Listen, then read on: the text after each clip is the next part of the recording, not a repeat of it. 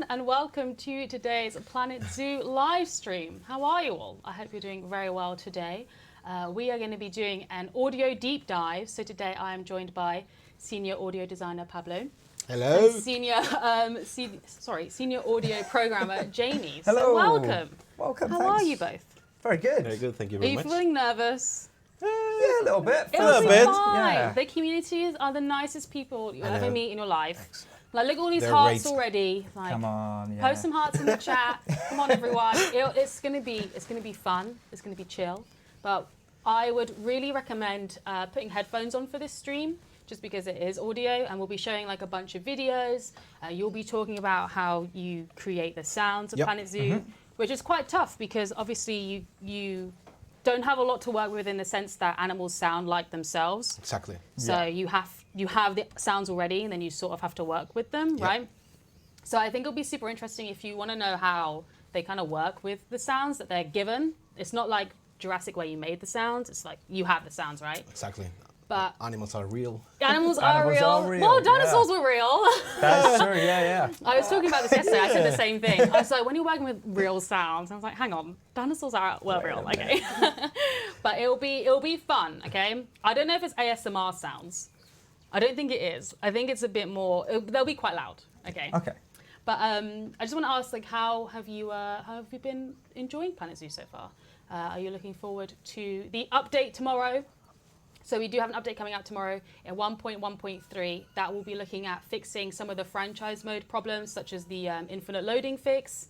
We're looking at fixing like transport rides not working properly as well. So that'll be coming out around midday tomorrow. This is like a critical bug fix. So in a few weeks, I think we'll be looking at implementing a fix that's more broader. So looking at some of the more broader, not so critical fixes that have been on the issue tracker and such. So update in the sense of it's a bug fix update, not a content update. So I think we're ready to go. Tell Bo I say hi. I think she might be in the chat. I don't know if I've seen her actually, but I think we're ready to go. As I said, we recommend wearing headphones. That way you can control the audio at the levels you want. We've maxed out on our behalf because we want you to be able to hear it as well as possible. So awesome, thank you so much for all of your work. That's fine. Actually, let's say hello to a few people. So we have Rudy. We've got Renska, I hope I said that correct. We've got Chris, we have Pim, we've got Lightning, Moon, we've got Lorenzo, of course. Hello, Lorenzo. Hi, Lorenzo. We've got Obi, we've got Tilda, we've got Kristen, 8-Bit Josh, hello. Cecile, we've got Beyond Drew TV, we've got Try to Thrive, Paulsley, hello, welcome. Hello. We have Elizabeth, we've got Zach, we've got Anne, of course, you're always here, Anne, hello. We've got Bagara, we've got Kim. Oh, we've got loads of people. Thank you for joining us. Hello. I don't know if Bo's in the chat. She said that she might be here today. I don't know. Hi Andrew. Hello. Welcome. Hello Maury. Okay. Hello Lily. All right. Let's go. Let's kick things off. So I just wanna. We've all got like these kind of like pamphlet things because we want to keep it kind of like as concise as possible. Absolutely, right? yeah. We want to keep the stream sort of going with the flow. So we didn't want to kind of go on tangents and ramble, so we're going to stick to these. We're not audio scripts, people, so but- we like to ramble a lot. So this is very good for us. They're not scripts, but we're just gonna keep it going. So feel free to ask questions. Like we'll be answering questions today, but let's kick things off. So let's go to here. Right. All right. So I think I'll introduce kind of like the overview of what we want to do here. Yep. So me and Pablo are just two people of the awesome audio team that makes up Frontier. Yeah. And the both of us and the whole team that worked on Planet Zoo absolutely loved working on this game. So we're going to try and do an overview of the different techniques and things that we did for this game. We can't go into every single little bit of detail because there's so much. You've got a lot. It will There's take so forever. It will take like more than 6 hours. just Exactly, to yeah. Explain every single detail, but yeah. So our plan is to kind of cover 3 pillars. So we're going to go for the craft first, which is how we get the sounds, where we get them from, sample libraries, if we make source ourselves, if we make Foley. Yeah. Exactly. And then we're going to go into the storytelling aspect of it, which is kind of how we breathe life into the animals. So the player feedback, do the animals make different noises when they're in different distress or social, things like that. And then finally, we're going to go into the technology behind the mix. Yeah. So because this is a sandbox game, the players can do anything they want. How do we control that Yeah. in an audio world? Sounds good. Yeah. Let's turn over. Turn the page. Turn the page. Right, let's go. I'm excited.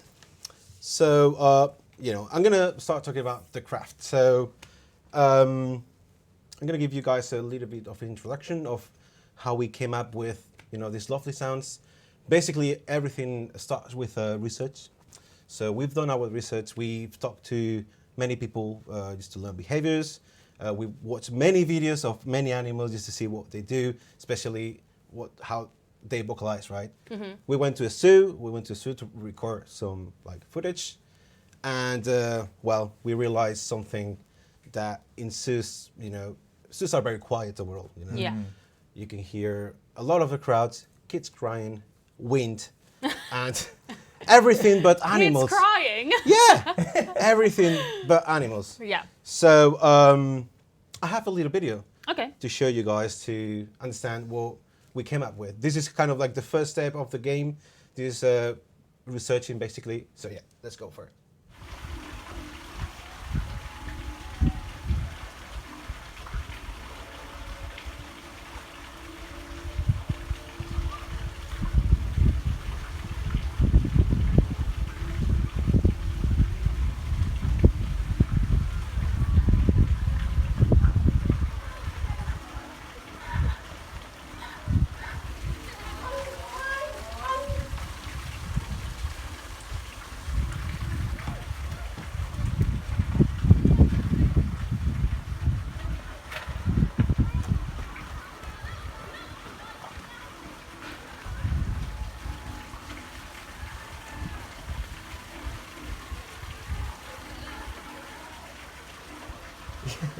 They're on the run. They're running. Okay, so what we're looking at and what we're hearing is that there's loads of movement, but not a lot of sound, right? Exactly. Exactly. All these footsteps that were not coming through, all this, kind of like movement. It's just wind and the odd kid just shouting. So we had a big challenge here, which is how can we make silence interesting, right? Right. How can we make a really detailed game, lovely sounds, but also being loyal to the animals? We don't want to design overcraft because they're at the end of the day they're real animals. So that's why we embrace this hyper-realistic kind of like philosophy, which is basically do a design up to the point that you don't know if it's real or not. I'm talking about non-vocalization. Vocalizations are all real, coming from the real animals. I'm talking more about footsteps, Foley movement, body, ear flicks, tail slaps. That's something that it's barely unhearable. So that's why we kind of like approach this kind of like Foley systems and Foley recording just to embrace this kind of like. What's this? Oh, what's this? It says the TV's going to turn It's off. turned off. There you go. Fine, we resolved. Saved.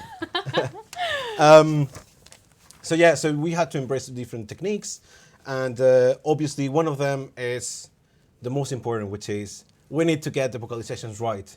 We need to get the right animals, to get the right sounds, and more important, a lot of variation. So that comes with a problem, and the problem is basically not all the recordings are pristine.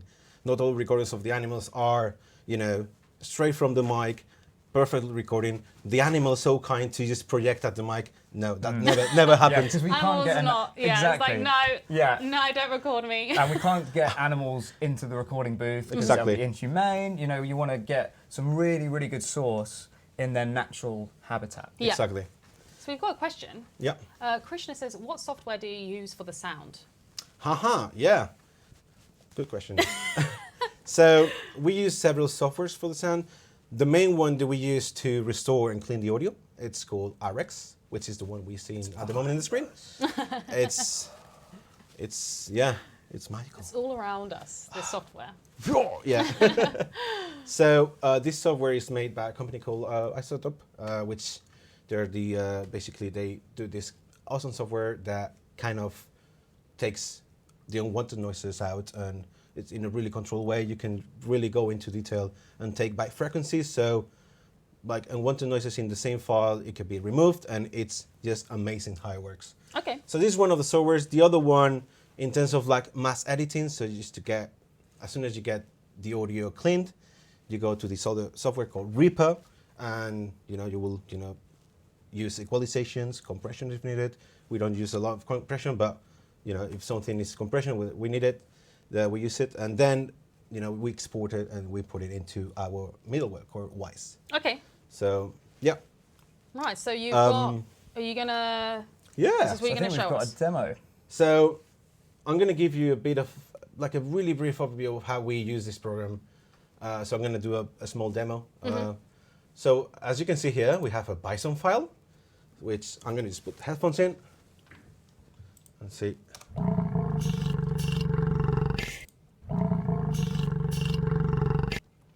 As we can hear, we have the Bison.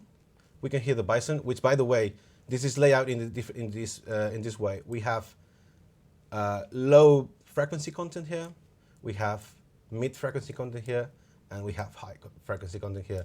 This is amazing because we can literally see the file. It's kind of like, it's really wizardy. I mean, you can see the frequency just by looking at it. Yeah. So, well, two modes here. We have a spectrogram, which is the frequency, and the other one is the wave file. So we can see just the file, the waves, which is not really useful to clean. So we're going to go back to spectrogram. Pim says, it sounds like my stomach.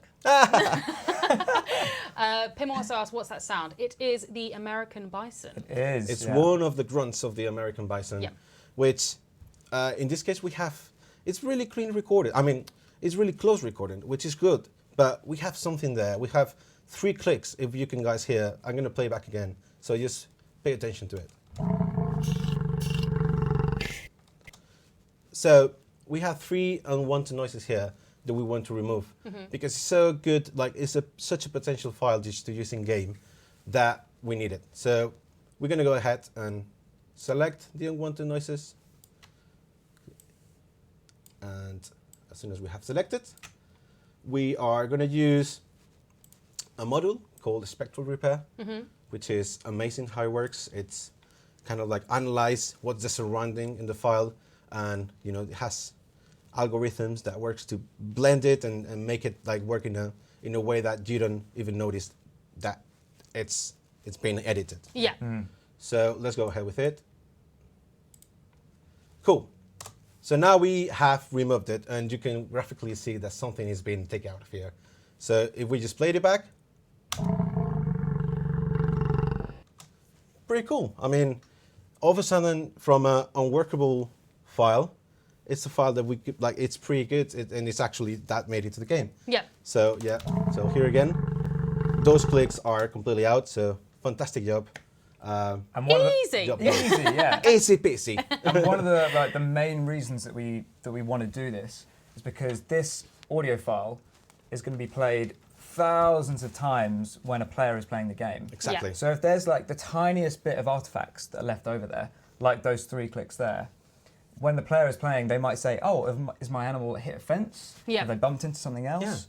But really, it's about cleaning up that source as well as we can to give it the perfect understanding in the environment that it's in. Yeah, get it as close as, as pristine as possible. Yeah. Exactly. So Pixelated Josh asks, how many people are on the audio team? That's a great question. So Very good question. we do have, there's people that focus on certain games, and there's people that are kind of more broad. Yes. So I don't actually know how many. So I think for Planet Zoo, there was around roughly between 10 and 12 of us. Yep. We did So- share a photo on on social media. Exactly, yeah. We did share a photo of the audio team, and I think it was around that number. Yeah. Yeah, and that makes up audio coders, Yep. sound designers, and audio QA testers. Yeah. And then as a company whole, probably over 30 audio people now, I Yep. think, in total. Yeah. That's cool. Yeah. So it's a lot. We're a big team. We're a big team, but we have many projects and schmutz needed Yeah. and everything. Yeah, everyone is awesome in the team. So Yeah, and always looking for more people. So Yep. They're a sound bunch, says Bongo Bangin'. there you go, he's done it. So 8-Bit Josh asks, I'm sure it's different for every animal, but on average, how many different sounds does each animal have? Good question. I don't know the exact number, but a lot. I mean, for example, the timber wolf, it could go around like, I don't know, 100 sounds Yeah. just for vocalizations. If we include the variations, different type of like grunting, different type of whimpering, different type of like howling, barking, footsteps. Well, Yeah. and it's a lot. It's really a lot, and much needed because having variation is what makes the animal feel natural and unpredictable. Yeah. So the less you expect from an animal, the better, because it feels more in the world, and it's more natural overall. Yeah, it's a really good question though, Yeah. because if we ended up with thousands upon thousands upon thousands of audio variations, we wouldn't be able to store that in memory in the game. And it's a really hard challenge between getting the right variation and the trade-off between keeping our memory budgets down, so we can load it all in runtime and be able to play this. So we have to do loads of tricks, like even if it's the same sample, we might do some random LFO variations to the pitch. Yeah. Try and stretch it out differently, just to like trick your ear, so you don't get into this kind of fatigue sense of oh, I hear that sound all the time. Yeah. So it's all about smoke and mirrors to try and get it to sound as good as possible. Yeah. I'll ask one more before we start going off again. Paulsley asks, what was the most challenging animal to do? Were there any that, like, when you had the audio files, you thought, like, this is going to be a challenge? The next one. Oh, yeah? Oh, should we do it then? Should we do it? Yeah. Right, let's do it. Yeah. So the next one you have is a Bornean orangutan? It is. It's a Bornean orangutan. And one of the things I love about working on Planet Zoo is that, I got myself into knowing a lot from the animals. Behaviors, what's the mating calls, why they do certain sounds. And this is one of the examples, actually. Is the Bornean orangutan, they have this long call, which it can be heard like I don't know, up to 2 kilometers, something like that. Okay. It's basically just to communicate across the jungle, basically. And they usually do it up in the trees, so it's really hard just to record like a close-up recording, right? So all the source we got is from is distant. Get down here. Yes, come here, buddy. You want to do some calls in the mic? Nope. So this is one of the challenges we had to deal with, and this actually can, it's kind of like representative from to other animals. Yeah. So with no further ado, I'm gonna just play this little dude. Again, RX as the the healer of the file. Yeah. Before playing the file, actually, we can see graphically that something is going on here. So we have low content here. It's been represented in this kind of like waves. Yeah. We have kind of like something stuttery here, and that kind of like, I think it's you can see kind of like a different type of calls, right? Yeah. But also we can see here something weird, right? We see here a line. Yeah. We see here another line and another line, which that will trigger me like saying maybe something weird. Yeah. And also we don't have like this pattern. It's not across all the calls, so interesting. It's cool to see it visually. Yeah, it's really cool. So we play back. Again.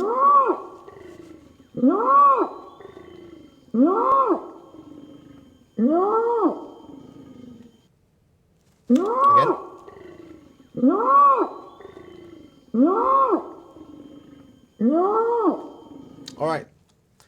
I don't know if it can come through, but I can hear this being like a static tone. The papers, the script. And does that mean can we highlight that line there that you've got and just isolate just that? Is that? Oh yeah. So yeah, exactly. I'm gonna try to isolate these things that we're not really sure what it is and try to figure out what it is. Crumpy says that sounds like an alarm clock, and Elizabeth said my cat is freaked out by that sound. I was freaked out when I was saying, let's play back in isolation, just what we highlighted, what we selected, right? Yeah. So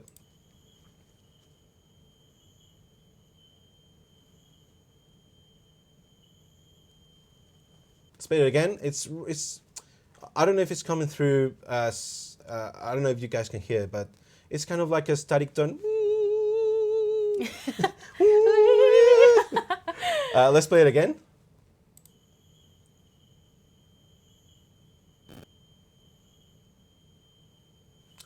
Yeah, so definitely we don't want that in the file, so we need to take it out. And also, I think I saw, oh, birds. Yeah, you're right. There's also 2 birds here that we can, looks like it stains, like paint stain, but that's actually a bird.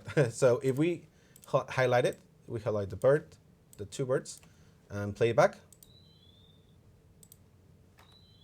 We can hear that it's beep, beep. That's the 2 birds that we need to take out. Yeah. So the first thing we're going to do is we're going to, again, select the lines there, Yeah. the unwanted noises, and go back to our good friend, spectral repair.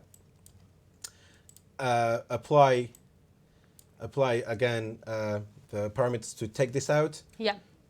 And first thing you see is, as soon as I remove, you can see that's kind of like brushed out. Before playing it back, I'm gonna do the same with the birds, and we're gonna do it like at the same time.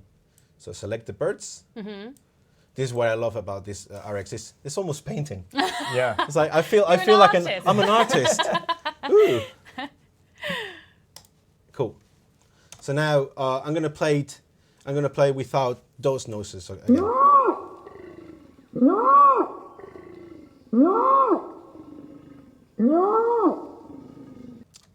One more time with raw file, just to.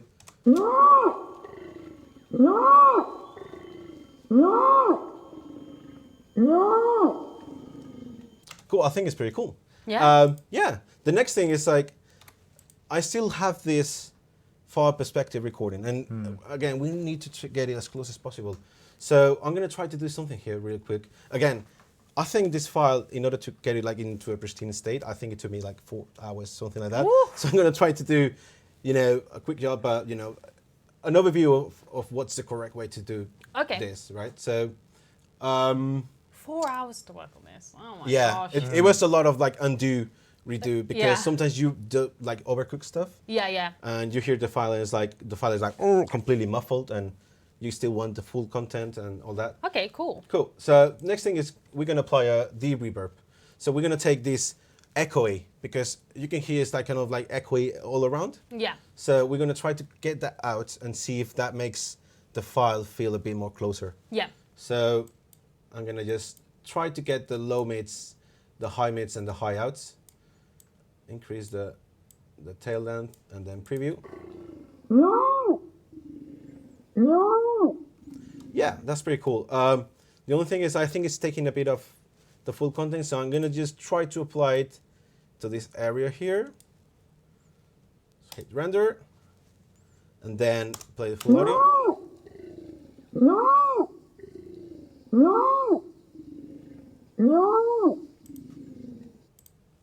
Yeah, I mean, this is incredible. This tool is incredible because now I'm going to play back again the raw audio, the first iteration of the audio, and then the kind of like the last processing, just for you guys just to see the changes.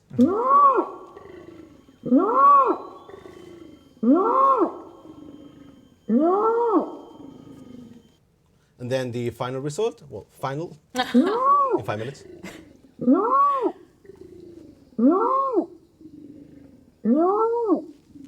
So yeah, that will be kind of like a small kind of like presentation of how we do this. Absolutely. And the best thing, I think, as Pablo showed there at the end with the reverb, taking the reverb out, the really important thing about that and getting it into like the most dry state as possible is because in Planet Zoo, players can construct environments how they choose. So they might make caves, they might make big structures. Exactly. And we have these dynamic reverb and early reflection systems in code.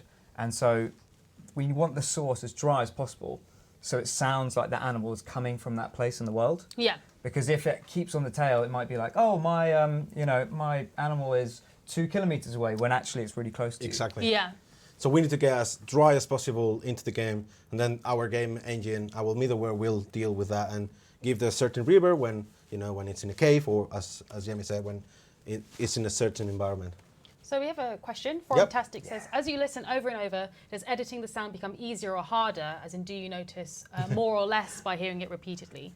That's a good question. I think you need to take really careful. I mean, editing these files, it can drive you crazy, literally, and you will definitely lose the perception of what's good or not. Yeah. So I will say I need to take time. Like sometimes I need to spend around like, I don't know, an hour just fully editing, then take some time off or just wake up or do another task and then come back because I do lose perspective. Yeah. And that's something will happen. In this program, if we go back to the, I don't know, well, we have a history. Yeah. So you can end up with a massive history. And as soon as you go back to the real stage, you can feel like, oh man, You've lost it. I lost it. Yeah, I need to start again from scratch. I think it's something that's quite apparent if you do a lot of editing. Yeah. You can feel like, oh yeah, just a little bit more, just a little bit more. And then you have the final product. You're like, oh, all right, let's take it back to the start. Yeah, let's exactly. go again. That's why it took me around 4 hours because I start from scratch many times. I was editing this, put it into the game, and the orangutan was feeling a bit like completely muffled on, and you know, it just took time. Yeah. Yeah. We have another question. Yep. Lightning Moon says, with any sound files that you made, did you think the animal could not have made that noise? As in, like, were they making any noises that surprised you? Where you're like, oh my gosh, I didn't know they made that noise. Any come to mind? Yeah, well, I didn't realise that, what is it, the MGM logo is not a lion? What? It's a tiger. Yeah, it's a tiger. Interesting. Okay. Yeah. And so the very first time I actually heard lions actually vocalised, Yeah. I was shocked because I was like, that's not how I think a lion should sound. That's really interesting. Yeah. For me, I think I was really shocked about the bear tapir. Yeah, yeah. It's a really weird animal. I mean, looks like a small elephant. I don't know. It's weird, and the sound they make it was completely like, wow. Yeah. Like, do they make the sound? They make like this high pitch, like wee. Yeah. That is like, oh my goodness. No. Yeah. Completely unexpected. So yeah, there's many animals that I was shocked. Yeah, definitely. Okay, right, let's move on Cool. to what next you want to talk about. We're already at half past. Oh, wait, This wow. is meant Oh to my be an hour long. goodness. We're going to run Quickly. over, I feel it. All right, Yeah. let's go. So I guess the next thing that we want to talk about is Foley. Yeah. Yeah. So this is where we haven't got all the kind of source that we can get from sample libraries. Yeah. And we do Foley in-house, so we have our in-Foley Exactly. studio that we have. Yeah. We share, like I think last month, we share a picture of Yep. us in the Foley pit. So that's where we record all the lovely sounds for ear flicks, tail Yep. slaps, movement, non-vocalization, basically Yep. sounds. Yeah. We have a video. Did you want to show? We do. We do I have a just video. Oh, Crumbie says, I just noticed the lack of animal ears because I'm not wearing my bear ears today. Because, well, I just forgot. Okay, let's do the video. Is it? Yeah. It's just there. Let's do the video. Yeah.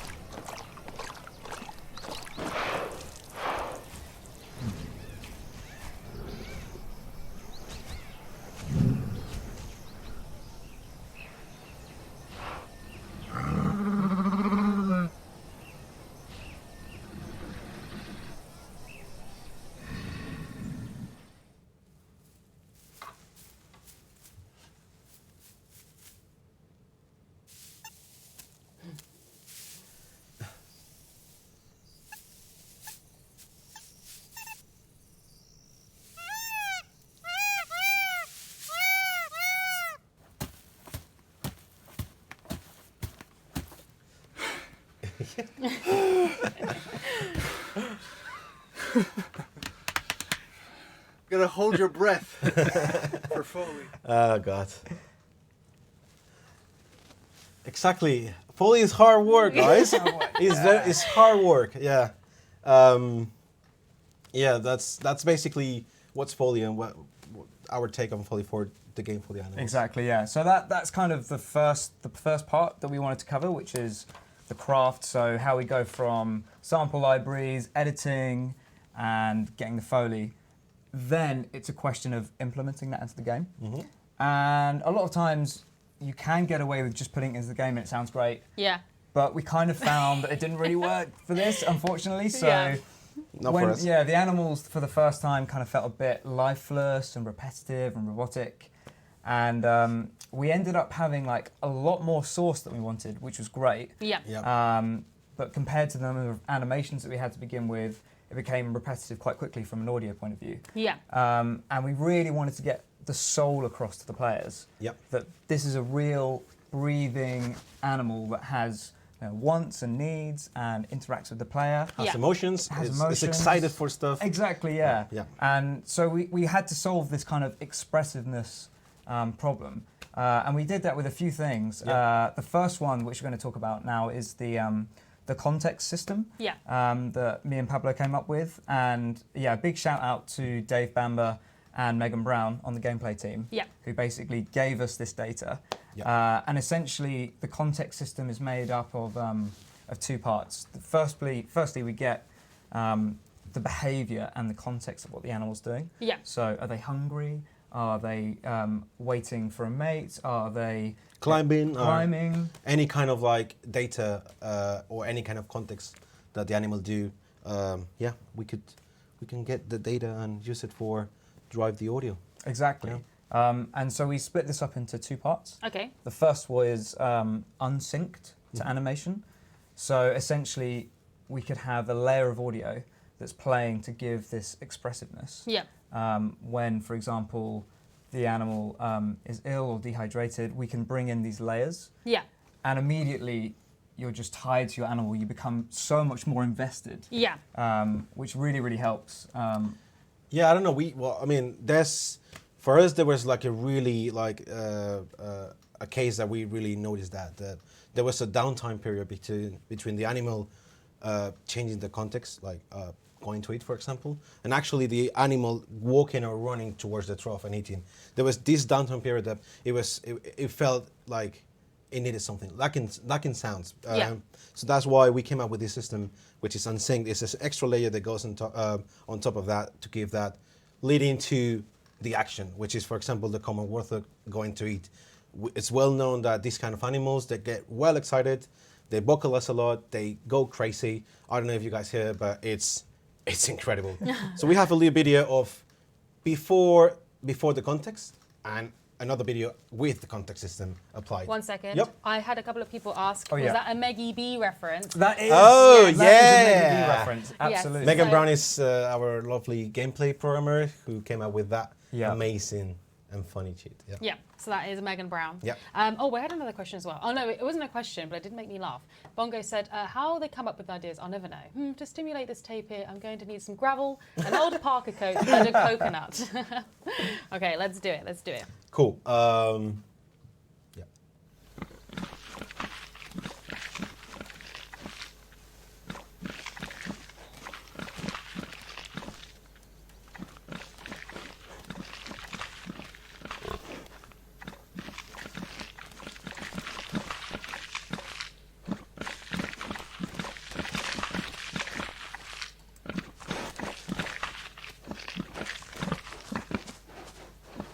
So, yeah, this is the video before.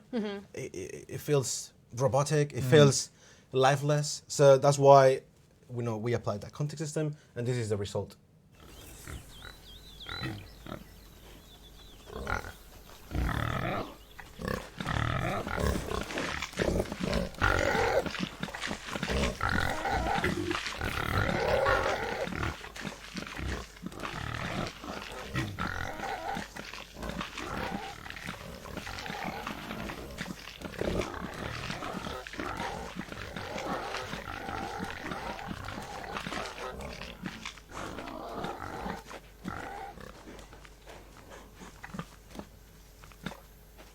quite a significant difference. Massive difference. Yeah, it's night and day. Yeah, night and day. Exactly. Yeah, exactly.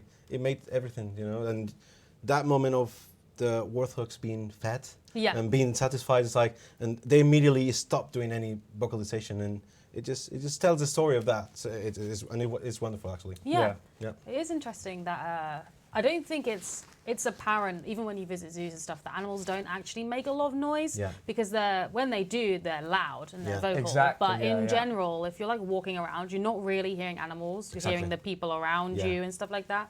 So when it comes to actually making a game like Planet Zoo, which is focused on animals and their welfare, it becomes quite obvious, as I assume you felt, that Yeah. animals are actually quite quiet. Absolutely. And speaking of welfare, that was another big part of it, is where the animal is, you know, unhealthy or dehydrated or starving. We didn't have any of these systems in place. Yeah. So a lot of the times these animals would be in pain and then would suddenly just die. Yeah. And the player wouldn't know. So the player wouldn't know how to interact or try and help them or call Yeah. for a vet. Exactly. So we really wanted to implement that as part of this system as well. And Ben Shawley, one of our new sound designers, did a really good job of doing this. Yeah. So we've got another video here, which I believe is for the grizzly bear, for the juvenile. Yep. Should we play that back? Let's play it back. So, well, just to give it a bit of context, is a juvenile bear being dehydrated, and yeah.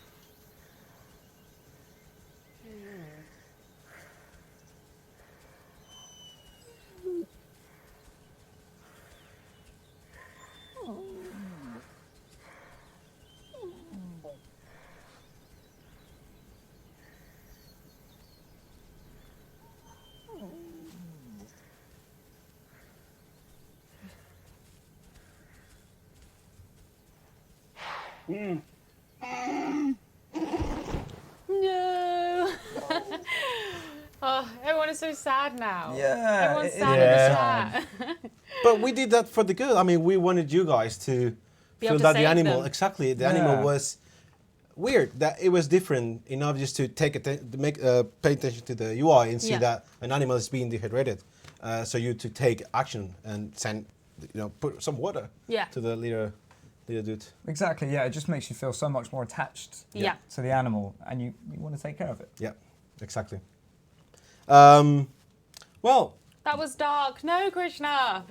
It's fine. yeah, it's fine. It's for science. It's yeah. As we said, like the point of it is to display that without it, maybe you wouldn't have known that the animal was ill, Exactly. dehydrated, Yeah, it was exactly. close to death. The point of making those sounds is to display that actually your animal is in need of help. So you can go and save it. Yeah, exactly. You have time. There's a time frame that you can still do something for the animal, and most of the times it's fine. Yeah. You get some water, you get some food, and the animal is happy and, Yeah. and running again. Continue with the context system. We came up with another context system, which this time around is synced, is following an animation movement, and the idea of this context is to use different kind of like emotions Yeah. in the vocalizations, reusing animations or using animations that they didn't have as much as variations as we wanted. So this allow us to bring new experiences for the animals and new excitement for the animal. Oh, what's happened? Whoop. Maybe just Whoop, move whoop. the mouse. Yep. It's turned off. It's all right. I'll get it.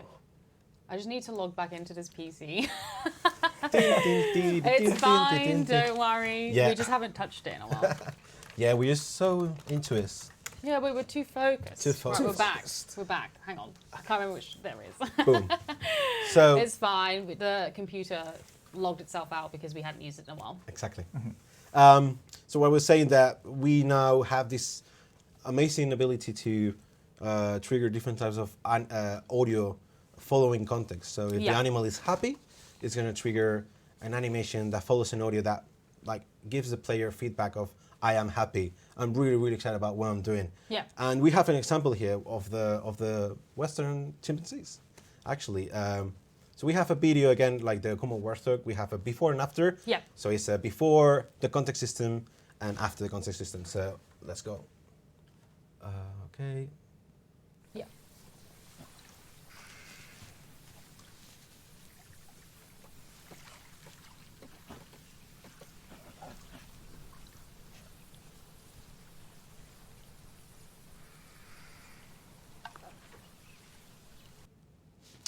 Cool. And this is the after. Yeah.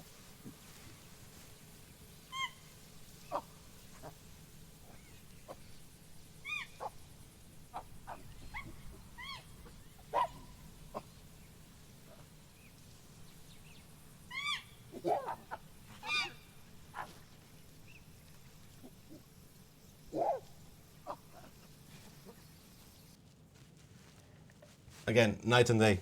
Yeah. I mean, it makes so much difference.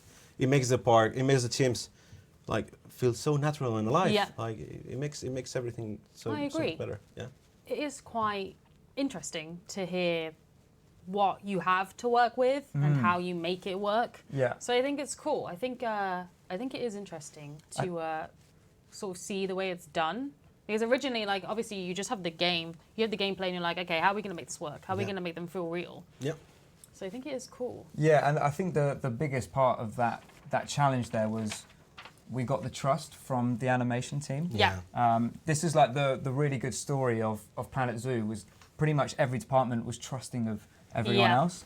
And especially for us in audio, you know, it's really easy to get fatigued by hearing the same sound over and over again. Yeah. And luckily, like Chris Marsh and his team let us have the power to like trigger some of these animations when we want to. Yeah. And the lovely story here is that we can have, let's say, one animation, Yeah. but maybe 10 or 20 different audio variations for that. Yeah. And so again, it just means we can just add this lovely amount of expression Yeah. and emotion into the game. Yep. Kristen says, you have all rocked it with a smiley face. Lorenzo says, there is no denying the sound work is very accurate. Thank you. Oh, I very didn't know how much. to pronounce your name. I want to say Piero. Which one? This one here. Yeah. Might be French. Sorry if you know, but Pierrot.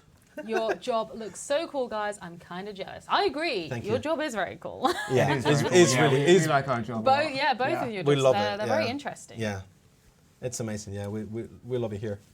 Yeah, let's go. Let's continue. Yeah, shall we? Yeah. So after the context system, I think we might have seen in that Foley video to begin with, we had different footsteps for the different terrain Yeah. surfaces that we're going on. Yeah. So in Planet Zoo, like most Planet games, you can kind of put down, Like most. well, like Get all. one. Well, no. So is it like Planet Coaster and Planet Zoo? Yeah. The player has the chance to put down objects wherever they want to. Yeah. And so the animals can roam freely along these surfaces. And so we really wanted to make sure that the physics objects were detected for surfaces as well. Yeah.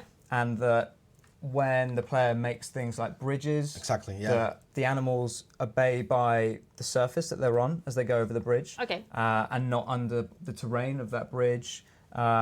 And making sure like wood and metal and plastic are all kind of taken care of. Yeah. So we've got a video here of one of the African elephants Yeah. going from terrain grass over to a wooden bridge and back. And yeah, if you listen in for this, probably headphones is a good idea to Okay. this. Let's do it.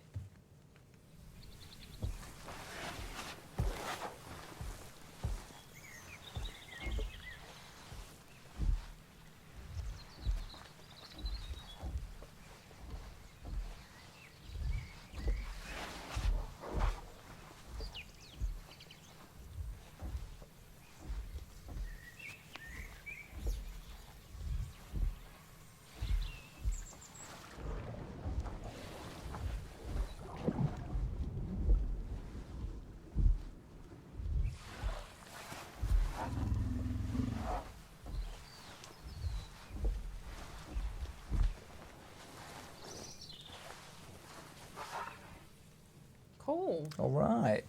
Yeah, I think one of the biggest achievements for us, I think, when the moment of the camera going underwater and in runtime hearing the footstep sound changing, the filtering, the volume, and feeling that you're actually hearing the footsteps underwater, I think that was such that was an a big incredible moment, moment. An achievement. Yeah, for that was sure. an achievement for us.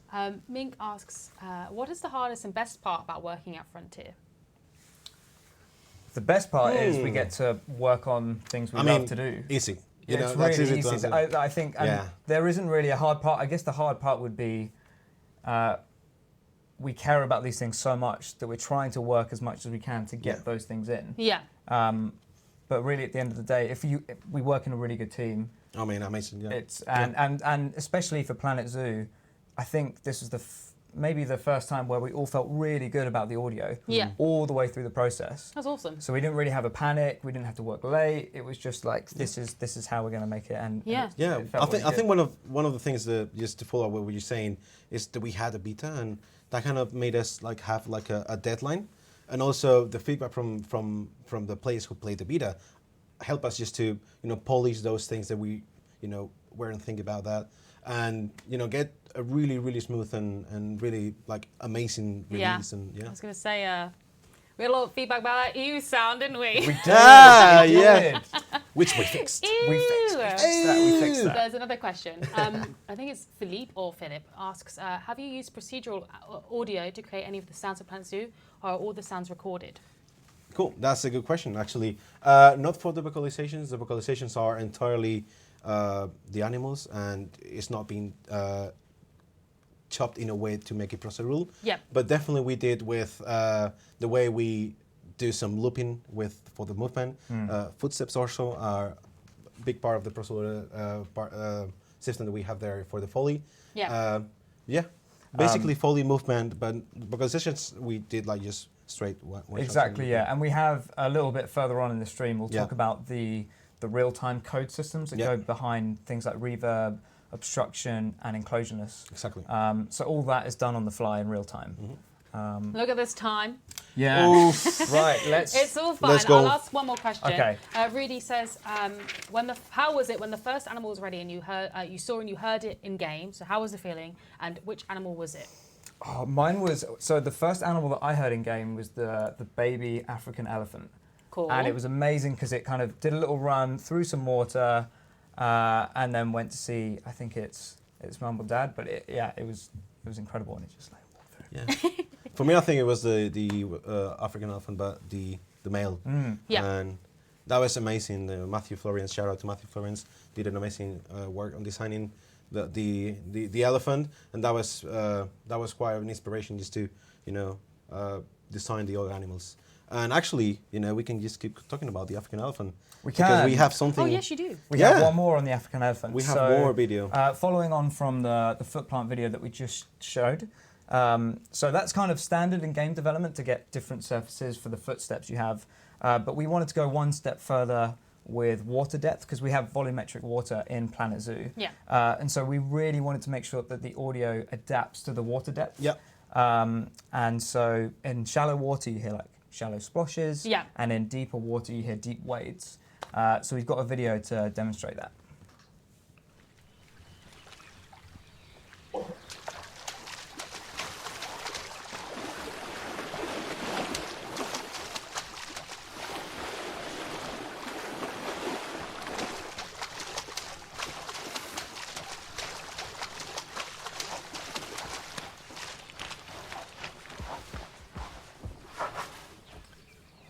The elephant's like this.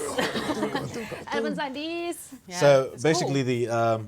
the borderline of this is the player creates wherever he wants, and we need to make sure that we control that mix. Yeah. Without knowing what is going to be created, like the creation. So in this case, we have the information where the further you go, like into like digging, right? We have a thing called RTPC, which controls the parameters of on the data. Yeah. So you can use them and to change the sounds over time and in real time actually. Philip, I hope I'm saying, I hope it is Philip, otherwise I'm just saying Philip and it's wrong. It says, thanks for answering. I'm currently writing a dissertation on procedural audio, and it's great to get insight into the sound design of one of my favourite games. There we go. Very Yeah, cool. well, we do have, there is like a kind of procedural system that we have behind all the enrichment objects. Yeah. Yep. So they're all physics-based. There you go, yeah. So they have a generic physic audio system Yeah. driving them all. But we do have assets to actually play. But for that, we use these things called RTPCs in Yeah. Wise, which drive like the linear speed, the angular speed, if it's moving on the same surface, if it's in water. So yeah, that's a really interesting question actually. Yeah. The lady says deep dive. There we go. Luteran says, I appreciate your work so much. Thanks for providing us such a great player experience and constantly improving the game for us. Everything sounds so great. Thank you. Thanks, Thank you for playing the guys. game. Louisa says, that's amazing. Everything is for you guys. 8-Bit Josh says, this has definitely been my favourite stream so far. Love learning about the audio like this. Thank you.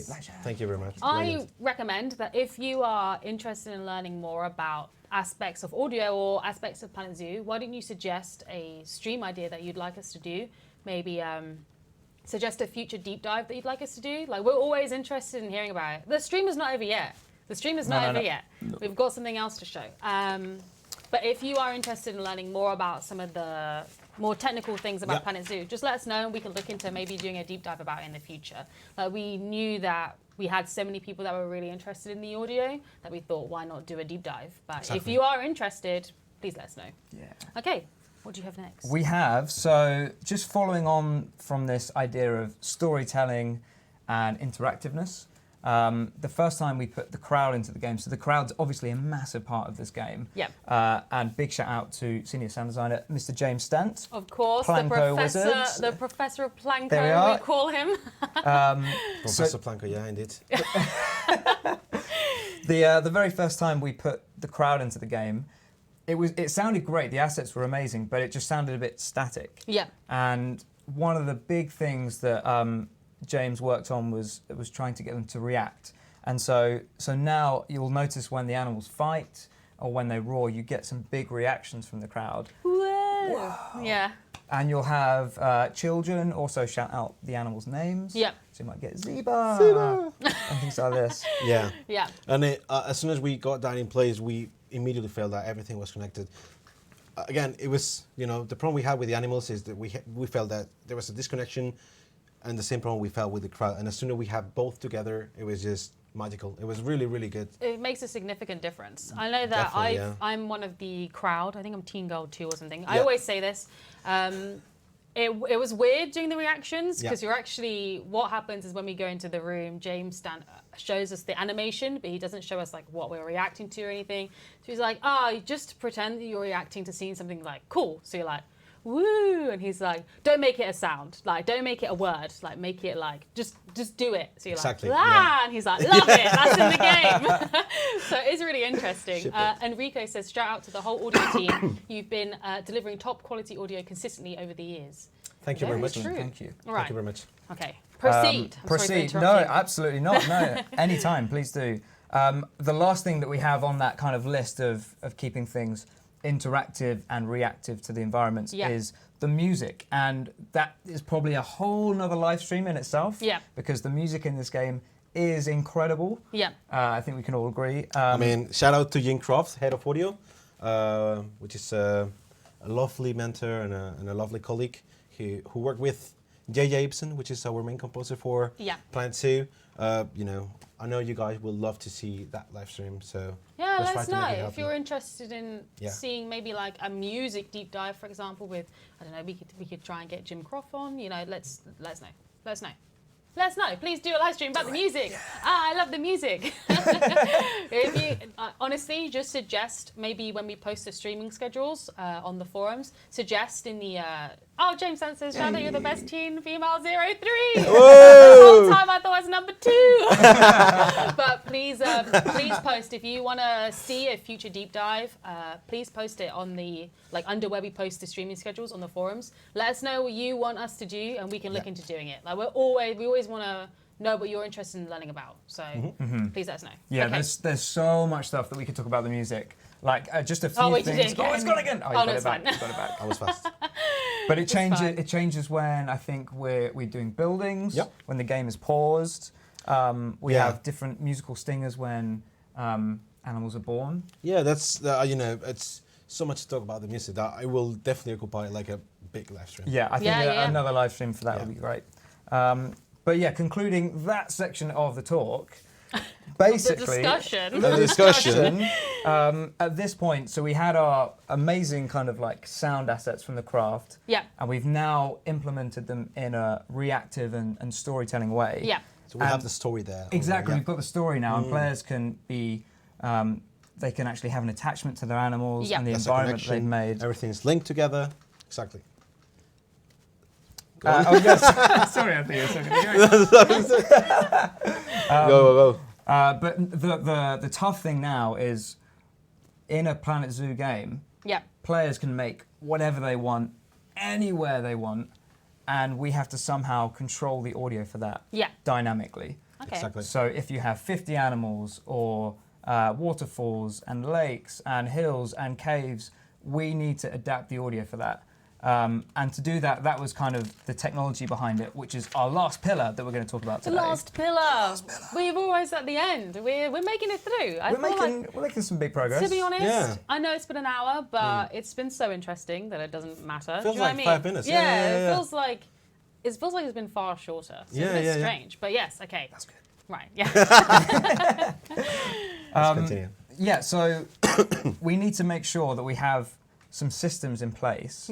To handle the audio and whatever the player can choose to decide to do. Yeah. So the problem is anything can happen, and we need some way to prioritize what happens in the mix. Yeah. We need to clean the mix, and as you said, make priorities of what's cut through the mix. Actually. Exactly. Yeah. And so to do that, we have a main code priority system. So this goes into the audio code systems behind what we do. And this is something that Will Auger, our principal and lead audio programmer, shout out to him. Shout out on Planet Zoo. He gave an audio developer conference talk on this actually, which hopefully will add to the description. So send me the link and I can post it in the description. Yeah, excellent. For sure. But to kind of give like an overview of this system, we basically categorize our audio objects into different types. So animals, crowd, habitat, and music. And each category that we have has a max number of audio objects that can be active at one time. Okay. And then we basically have rules to determine how we turn on these audio objects and how we turn them off. Yeah. So for example, the most common kind of technique for this in all of game development is probably which sounds are closest to me. Yeah. They are the most, they have the highest priority. Exactly. So we always kind of hear them and play them. But there's lots of cases where you want to go deeper, and this system that Will and a few others have basically worked on has meant we can do things like having, if we have crowd, for example, we can say, okay, we'll have the closest ones to us, but we want one group of protesters, we want one group of reactions, potentially one conversations as well. And that amount of detail basically means you can hear all the correct stuff that you want to hear. And it just makes the mix far better and dynamic. Yeah, and cleaner overall. Cleaner, yeah, exactly. It's, overall is giving the right feedback at the right moment, you know. So we need to make sure that whatever is happening in the part, it comes through the mix. As you would say, it's a recipe. It's a recipe! And that's exactly what it's called in code, if you're interested. Exactly. Yeah, these are the recipes that we have. So, yeah, as we mentioned there for crowd, we also have one for particles. So we make sure we hear water and sparks and flies. And then probably the most important one is the animals. So if you have 50 animals and they're all spread out across the zoo, how do you know which ones you want to hear? Do we hear far away things like hero calls and big roars? And this is the system that handles this. So for animals, we basically prioritize by what we call audibility type. And this can be a close audibility type, which is where we hear things like Foley and kind of like the skin and the movement. The breathing, you know, tail slaps. Exactly, Anything that basically doesn't travel long in distance, right? Because if like doesn't, you know, you're going to hear when you're close, but when you're like far away, you don't want to hear that, right? So we have, as Jamie said, we have these systems that allow us to hear the sounds in in the place they need to be sound, right? So for example, if we go to a close distance and we hear elephant doing a big trumpeting, we're not just going to hear the trumpeting, but the ear flapping a bit, the movement of like the breathing, a bit of that below, you know, like a rumble. Yep. And when you hear the same animation but fast perspective, you will hear just the far perspective call. But Yeah. all that detail is gone because it doesn't represent the perspective and the distance. Yeah. So yeah, I think we can show a little video about this. Yeah, Yes. let's- So we have Please do. we have the elephant doing the trumpeting Yeah. from a close and far perspective. Okay. And we have the grey wolf, Yeah. No, the timber wolf. Sorry, Close, close. the timber wolf, close and far. Yeah. So there you go. Yeah.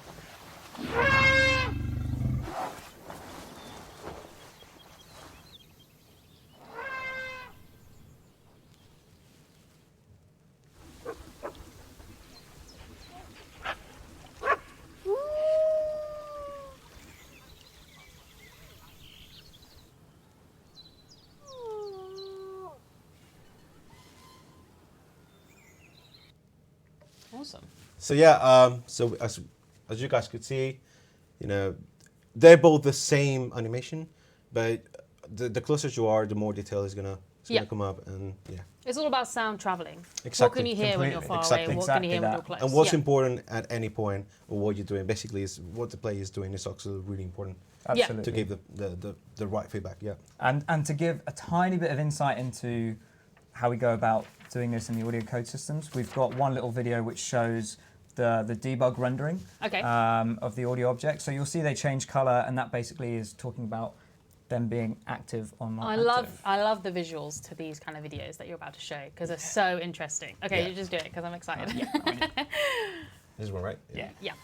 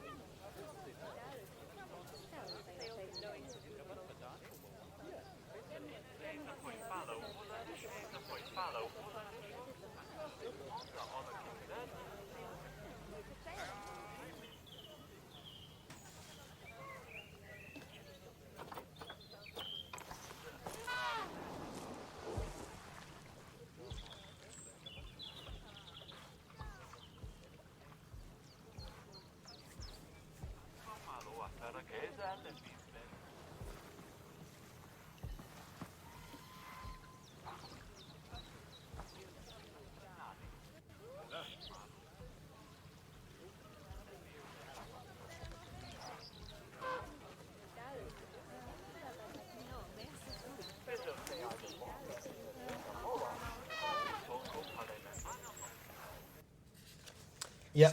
So you can see we have lots of stuff going on, and categorizing the audio into these different types allows us to handle them in dynamic situations.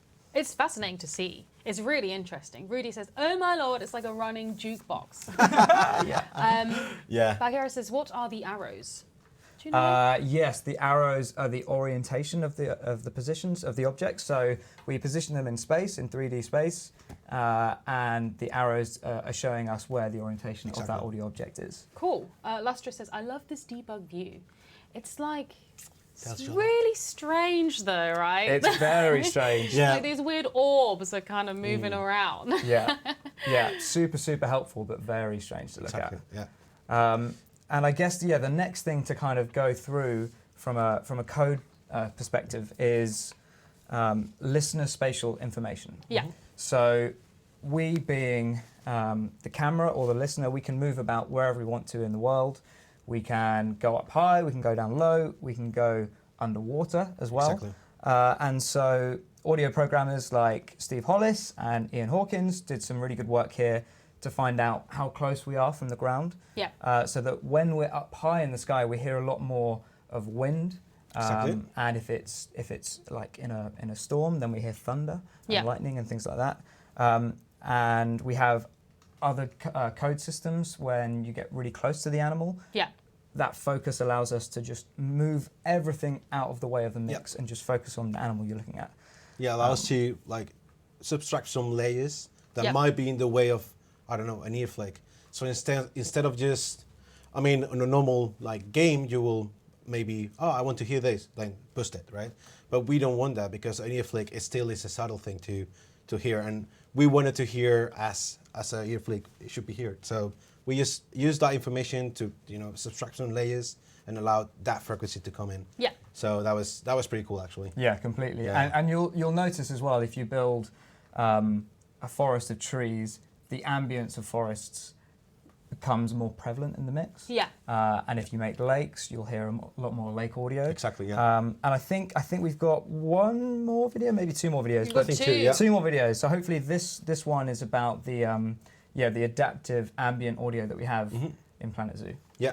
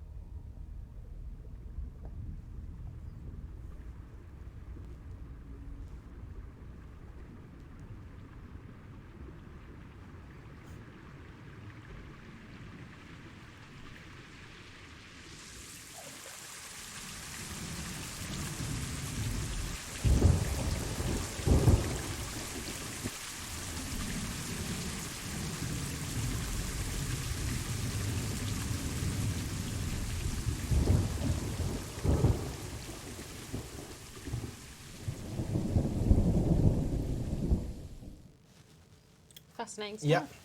It's so realistic. It really is. Yeah. I saw a comment that made me laugh. Hang on. Nick said, "Dang, even with my headphones on, this sounds amazingly real." But we had an interesting question. Bongo Baggins says, "So does in-game sound travel further over water as it would in real life?" It doesn't. There's a trade-off here of like how far into audio propagation do we go? Yeah. And to simulate it completely takes a lot of work, takes a lot of CPU power. Yeah. And those kind of things we decided not to go for. There's always a trade-off as well. Yeah. As does it sound better than it does in real life? Exactly. So a lot of these things actually sound way more immersive, even if they don't sound completely realistic. Yeah. So it's always a trade-off there. But maybe that's something we'll look into for a future game. Yep. Bongo did add probably an unnecessary feature, mind you. There you go. There you go. Yeah, it's always a trade-off. If there's a big win and it sounds incredible, then it's normally a good answer for whether or not we should do it. In sound design, there's a rule of thumb which is don't overcook it. Yeah. Less is more. So you need to be creating the sounds for the story. You need to know what story you're telling, and if you overcook it, you might deviate what the attention should be, and creates a completely mess. Yeah. So you need to stick with the story. Says, quick question: did you have to stand outside in the rain to record the rain sounds? If so, I feel sad for the poor dude. I personally didn't. Matthew might have done. I'm not sure actually. Yeah. But definitely, I did record some outside rain. But were you inside? Did you just put the mic out there and you were like, see you later? I was for like a minute outside, because one thing is like when you record the rain inside, you will get all the reflections, or where you are at actually, like if you're inside of a house, you will hear it muffled. So if you want to have like the proper layer of a sound of the rain without hitting anything or having any reverberation, that you have to go outside and record. Yeah. So Sometimes yes. Saka, you were like, yeah, you go. Yeah, you go. But that actually brings us on to maybe the last code Yep. technology point. I think it's the last video, yeah. So yeah, as Pablo was saying there, when you're inside a house, rain sounds different. And in this game, you can make terrain into caves. You can put up buildings in different ways. You can basically do whatever you can think of. And we need to make sure that the audio adapts to that situation. Exactly. And so we have this concept of obstruction and a concept of enclosureness. Yeah. And basically the concept of obstruction is that we have an audio object in a particular point in space. Yeah. And when the listener is in front of it, it's completely unobstructed. So you hear it completely as it would be in the world. Yeah. With distance applied to that, of course. But if you have something like terrain in the way of that, then the sound becomes filtered. Yeah. Or if you have a brick wall around that, the sound also becomes filtered as well. And then the kind of opposite version of that, almost the opposite concept is enclosureness, which is instead of sounds trying to get to the listener, it's the listener finding out what's around it. Yeah. And so this is really good work from a new audio programmer that we've had on the team called Hakan Yodakul, and our lead sound designer, Matthew Florians, who did some awesome work on this. Yep. And so the idea is that we check 360 degrees Yeah. around the listener to find out what environment we're in. And if we are surrounded by, let's say, terrain, so we're in a cave, Yeah. then we have a bigger reverb. And if the cave is closer to us, we have early reflections. And we've got a really good video which will demonstrate this rather than me talking about it. Yeah. But the idea that Pablo mentioned at the very beginning with the orangutan is that having all this information, these systems, mean that we can really show off the reverb that the players construct themselves. Yeah. But hopefully this video will demonstrate what I'm talking about. Hello, and thank you for watching. Today we are going to show you the obstruction and reverb systems that run in real time in Planet Zoo, the latest management simulation game from Frontier Developments.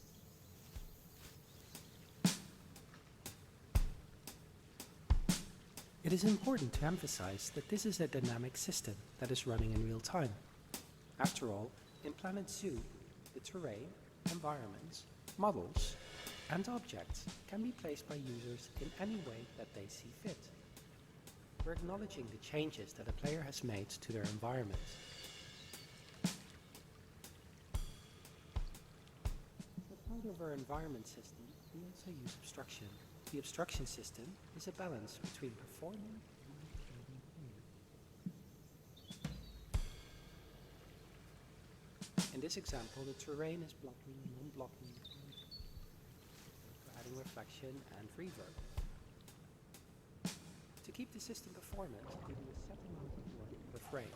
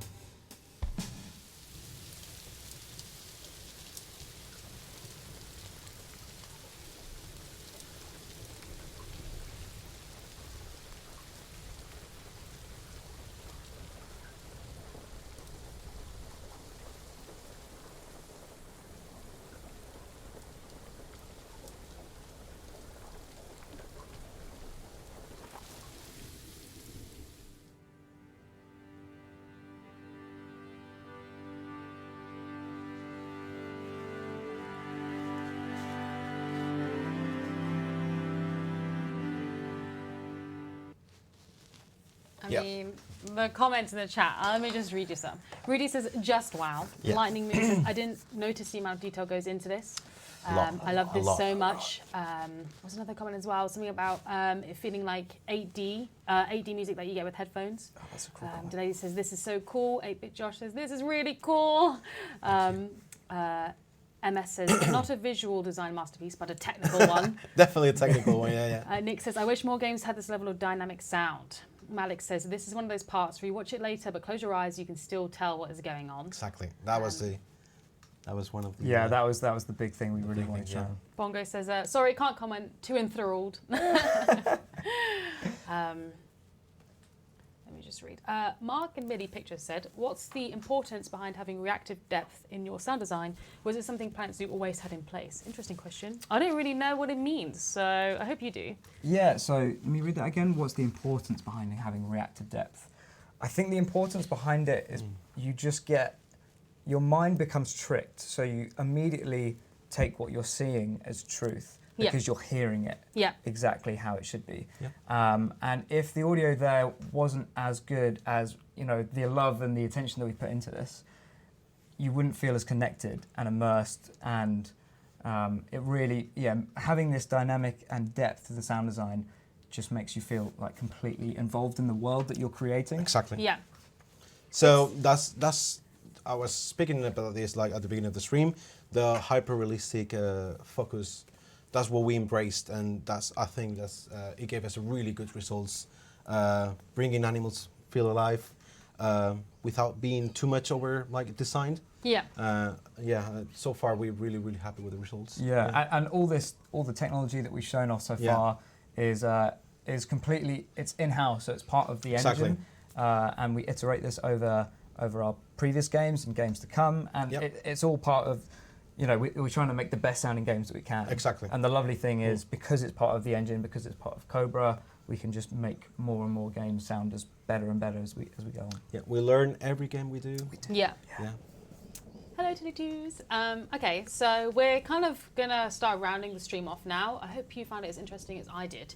But I think if you're still here, why not join our giveaway? Ooh. Okay, we're going to do a giveaway. Let me hear from the chat. Should we do a deluxe and Arctic together or separately? Right, post in the chat. Just quick. Why weren't penguins in the Arctic pack? Because penguins aren't from the Arctic. So there you go. Together, Chanté, what a cute shirt. Thank you. Separately. Okay, together or separately? Come on, quick. Separately.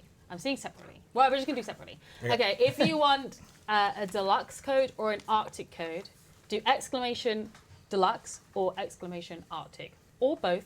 You can enter both, but just do exclamation Arctic or exclamation deluxe to enter this giveaway. How did you find the stream? I know we were feeling a bit nervous at the beginning. But no. It was so much fun. It was amazing. Yeah. Especially having the feedback with the players just asking questions. Oh yeah, that was really good. Good questions, by the way. Really on top. Yeah, we didn't have time to answer them all, but definitely if you're interested in learning more about the behind the scenes sort of stuff. Oh, Bo's in the chat. Tilly Juice, just say hi. If you're interested in learning more about the behind the scenes stuffs about Planet Zoo, just let us know. What I said earlier is go onto the forums, and every month we post a streaming schedule. We'll be posting the next month streaming schedule later this week or the start of next week.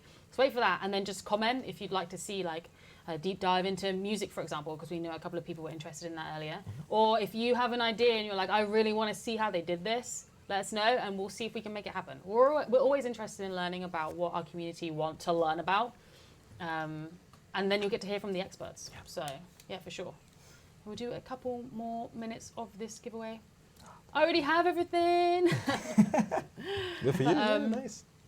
Yeah, it's interesting. Yeah. So, as you said, there's like 12, 10 people on Planet Zoo. Yep. And then there's around 30 overall on Yeah, the exactly. audio Projects. team. Yeah. and like we said, like the amount of audio work that went into this game, there's like we could speak for days. So definitely, if you want to do some more live streams with the rest of the team, I'm sure they'll be up for it. I've got no doubt. We've actually got the Professor Planko himself coming on. It might be next week. I don't actually know off the top of my head. So James Stant will be on, and very shortly in the future for sure. Looking forward to having him on. I think he's on to do a career mode Let's Play with Bo. I think it is next week. Don't quote me on it. I think it's on next week. Definitely tune in if you want to learn some more about Planko as a language, because a lot of people don't realize that it is a language. Yeah, it's a full language. It's a full language that Yemsat came out with. You can Incredible. talk about it. Yeah, yeah. I could talk to you in you Planko. can have fully conversations. You yeah, could yeah. talk back. We'd be having a conversation. Exactly. We will be, talking in Planko. Planking. If you're interested in like learning more about that sort of thing, just let us know, and we can look into doing another deep dive. Okay. All right. Let's do it. Let's do it. I feel like let's do deluxe first. Okay. Pick a number between 1 and 53. 17. Let's go for 17, yeah. That's a good number. Oh my god, it's not going. Okay, it's fine. No, I'm going the wrong way. It's fine, it's fine. 17. 17. It is Dennis94. So Dennis94, please send us an email Congratulations. to community@frontier.co.uk. That is community@frontier.co.uk. Send us an email and we will be able to send that code over to you. Okay, now let's do Arctic. Okay. 76. You got 1 and 76. What number? 24. 24. Okay, Yeah. nice. I like these low numbers, so I don't Yeah. have to do this for ages. 24 is Tarkito. Tarkito. Interesting name. Tarkito, please send us an email to community@frontier.co.uk. If you send it over fast enough, I'll be able to do it after the stream. But I don't want to hang around, okay? It's 8:30. So I may send it tomorrow, but if you send it now, community@frontier.co.uk, I'll be able to send it back to you. All right. That's pretty much it. Yep. We did it. We think did it, guys. We did it in 1 hour, yeah. Oh, it was intense. We Woo! did it. We had so much to talk about. Yep. Like you had so much to talk about. I was just kind of learning. But you had so much to talk about, and we were so worried that we wouldn't be able to compress it. And I feel like you did a great job. You did an Thank awesome you very job. much. Thank you. Yeah, thanks I for hope it guiding came us through as we wanted to explain to the community, and I hope you guys liked the audio deep dive Yeah, as I much mean, as we did. Exactly. Yeah, we love working on this game. So Yeah. just send us any questions anytime in the forums or Exactly. things like that, and we'll Yeah. try and get back if we didn't answer them today. All right, so let's round off here. We will be back next week with a career mode Let's Play. Same time, same place, so 7 p.m. UTC. It will be Bo, and I think it is James Stan. So don't quote me on it. But we'll be posting the monthly catch-up later this week on the forums. We'll be posting the streaming schedule. I think it will be the start of next week because that's the next month. That's February. But thank you so much for joining. I hope you enjoyed it. I definitely enjoyed it, for sure. I did too. Yeah, no, I loved it. I loved it, yeah. Yeah. Thank you very much. And we will see you again very soon, I'm sure. Bye, everyone. Bye-bye.